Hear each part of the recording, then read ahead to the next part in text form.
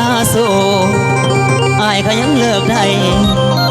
ให้เลิกคนไล่ใจคือน้องอายบ่หวานลาก่อนเดินนุ่งคานผู้มีใจกดเลี้ยวเที่ยวล่วงลอ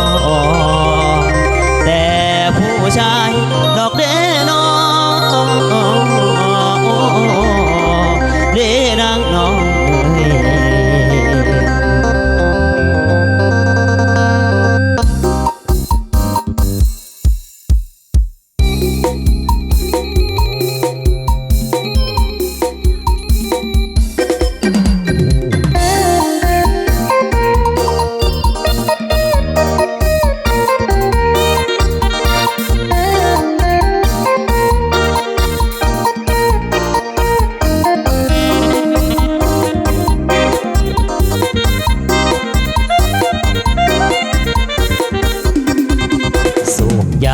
มาหลายเดือนปีโอ้ว่าบอดีต้องตัดใจลาทำใจให้มันเข้มแข็งหมดไฟสีแดงอยู่ที่ป้ายกอกยาเหยียบลงดินแล้วให้สัญญาถ้าแฟนมารยาก็เลิกลาเหมือนกันลงขาดน้องคนลายใจ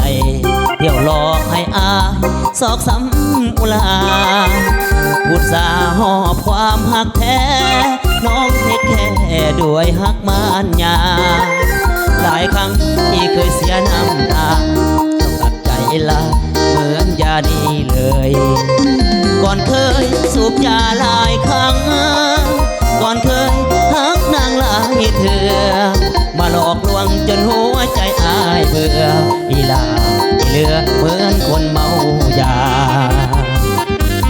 ขอลาก่อนเด้อนางน้องขอไม่ป้องคนใจบ่ซื่อกินข้าวพาหัวใจสู่มือสั่งมาเด้อคักแท้น้องเห็นคนรอเจ้าพะแลนน้ำเขาเมื่อเอากระแลนมาอายสั่งคนไล่ใจโลเลเดสั่งคนไล่ใจโลเลเดอย่างโซเซเหมือนคนเมาย้อนสาวมาลายใจหลอกลวงมันเจ็บในสวงเมื่อน้องควงแฟนใส่แต่หักกันมาไอ้มีแต่ความมองใหม่พอลานี้ไกลหักไปต้องเกินน้ำตาเลิกยายังเลิกได้คนหลายใจต้องเลิกลาหักกับน้องต้องเปลืองน้ำตา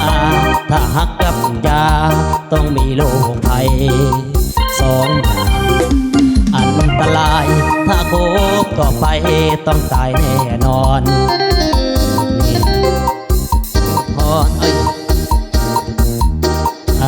มีข่าวเฮ้ยเอาความหักหลอกลวงโยนลงคลองเอายาซองเผาใส่ไฟอีกครั้งวันยาล่องลอยไหลบ่มีบ่อนยังน้ำใจของนางก็เปรียบเหมือนวันยาขอลาก็เด้อข้าวนี่ขอลานี้จากใจบาปวงเสินไปลวงคนไม่ลดน้องไว้ทางอายบ่วัดไว้เห็นสู้ไม่ก็ลืมได้สู้เจ้าเปรียบใส่เจ้าคือยาซองนี้บ่มีแนวดีขอลาเด้อขอลาเด้อ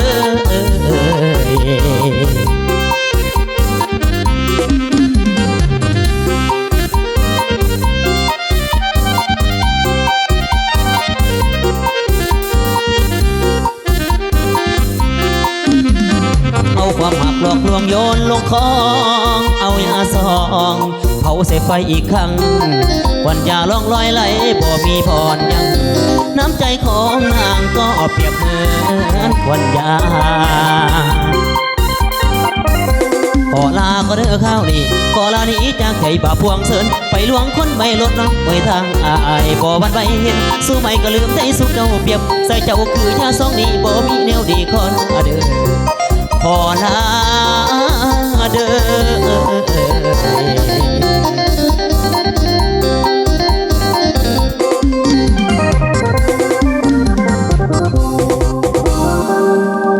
มีสังก็ขอโทษขออภัยจนบริห้องสิลงลืมแด่บสันเด้อพี่ดอกเด้อ